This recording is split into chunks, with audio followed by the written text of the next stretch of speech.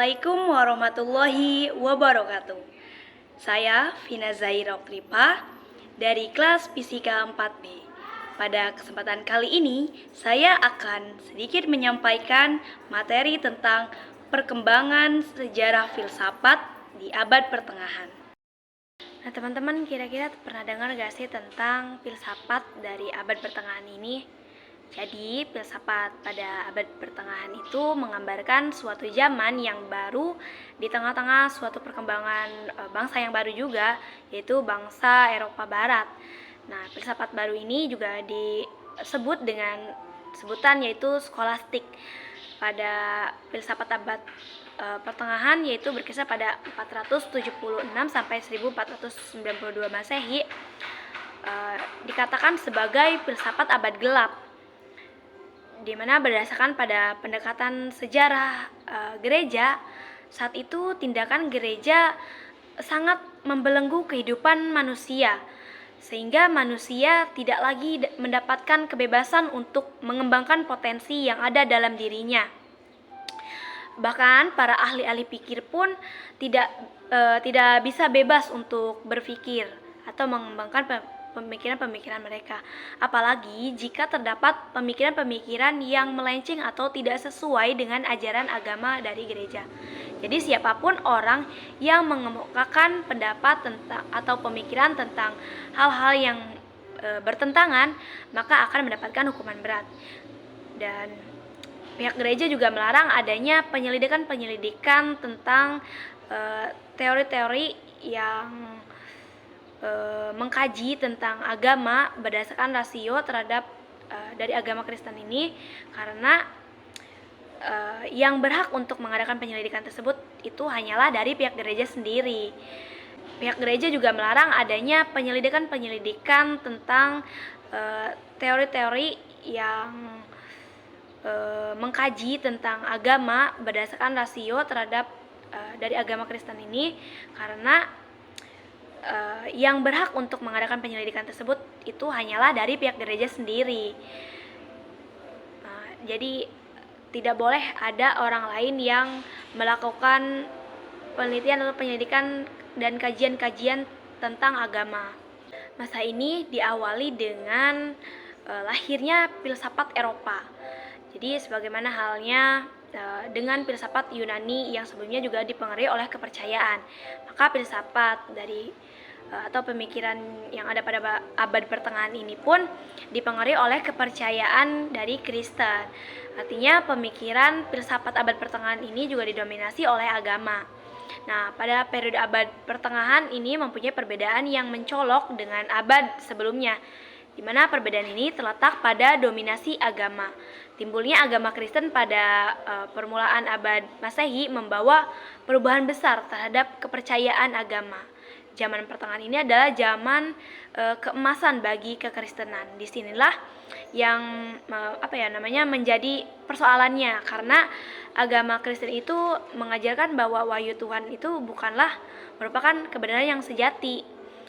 Sedangkan berdasarkan pandangan Yunani kuno itu bahwa kebenaran dapat dicapai dengan kemampuan akal. Kemudian filsafat abad pertengahan juga memiliki ciri atau dicirikan dengan adanya hubungan erat antara agama Kristen dan filsafat.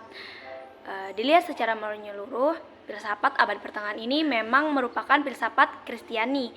Oleh karena itu, dapat dikatakan bahwa filsafat abad pertengahan itu adalah suatu filsafat agama dengan agama Kristiani sebagai basisnya, atau dominan itu mengacu pada agama Kristen. Kemudian agama Kristen ini menjadi problema bagi kefilsafatan karena mengajarkan bahwa wahyu Tuhanlah yang merupakan kebenaran yang sejati. Sedangkan berdasarkan pandangan Yunani kuno itu mengatakan bahwa kebenaran dapat dicapai oleh kemampuan akal, karena mereka belum mengenal adanya wahyu. Jadi mengenai sikap pemikiran Yunani ada dua. Yang pertama, golongan yang menolak sama sekali pemikiran Yunani, karena pemikiran Yunani merupakan pemikiran orang kafir karena tidak mengakui wahyu. Yang kedua, menerima filsafat Yunani yang mengatakan bahwa karena manusia itu ciptaan Tuhan, maka kebijaksanaan manusia berarti pula kebijaksanaan yang datangnya dari Tuhan. Mungkin akal tidak dapat mencapai kebenaran yang sejati, oleh karena itu akal dapat dibantu oleh wahyu. Sejarah garis besar filsafat abad pertengahan dapat dibagi menjadi dua periode. Yang pertama yaitu zaman patristik dan zaman skolastik. Patristik berasal dari kata patres, yang berarti bapak-bapak. Yang dimaksudkan adalah para pujangga gereja dan tokoh-tokoh gereja yang sangat berperan sebagai peletak dasar intelektual kekristenan.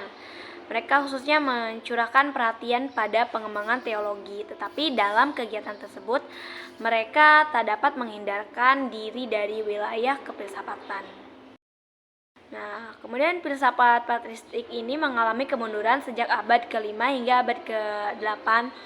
Di barat dan di timur, tokoh-tokoh dan pemikir-pemikir baru dengan corak pemikir yang berbeda pada masa patristik. Yaitu zaman skolastik, dimulai sejak abad ke-9. Nah kan kalau patristik itu pribadi-pribadi, dimana tokoh-tokohnya itu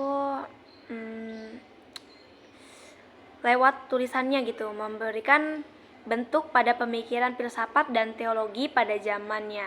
Jadi para tokoh zaman skolastik adalah para pelajar dari lingkungan sekolah-sekolah kerajaan dan sekolah katedral yang didirikan oleh Raja Karel Agung, dan kelak juga dari lingkungan universitas dan ordo-ordo biarawan.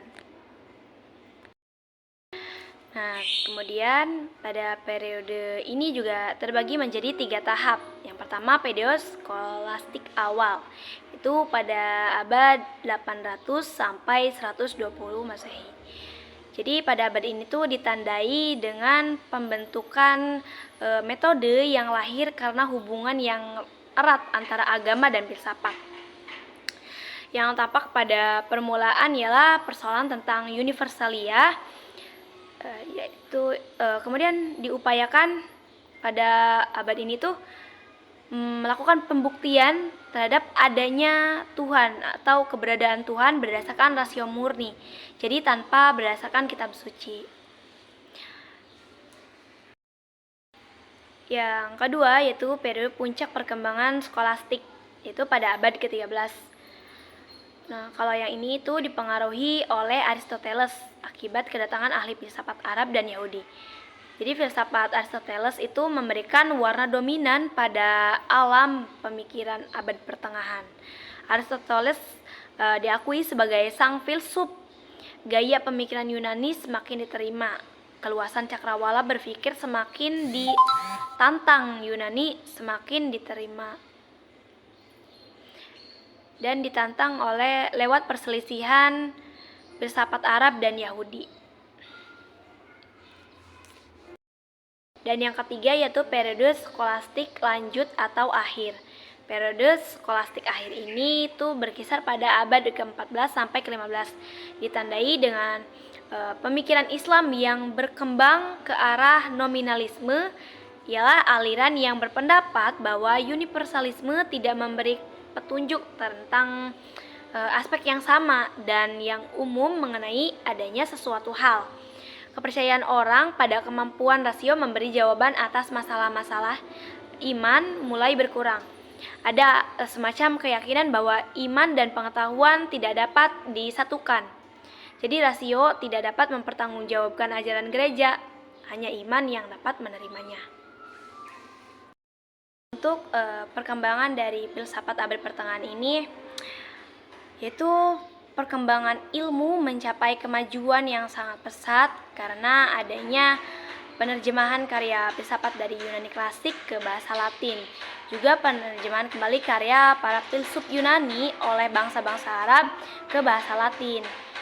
Karangan para filsuf Islam menjadi sumber terpenting yang diterjemahkan antara lain yaitu astronomi, kedokteran, dan karya-karya Al-Farabi, Al-Kindi, dan Al-Ghazali.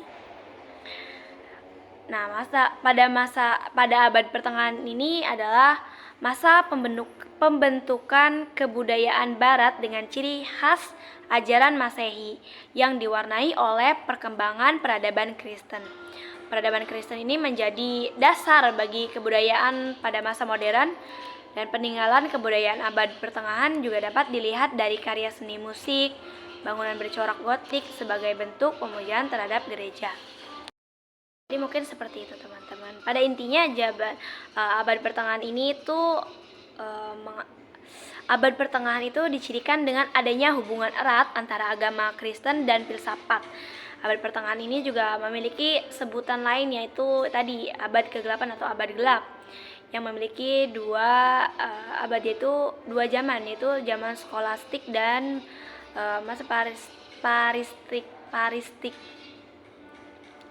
Abad ini ditandai dengan keruntuhan dari Romawi, budaya-budaya Romawi, dan upaya untuk kembali membangun peradaban berdasarkan ajaran filsafat Yunani dan ajaran agama dari agama Kristen maksudnya.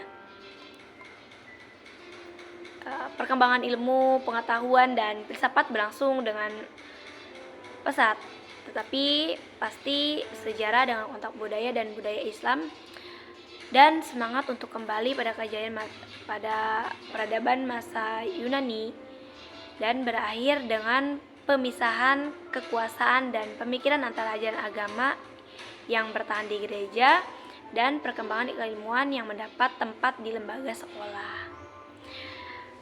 Baik, mungkin itu saja yang dapat saya sampaikan. Mohon maaf atas segala kekurangannya. Terima kasih. Wassalamualaikum warahmatullahi wabarakatuh.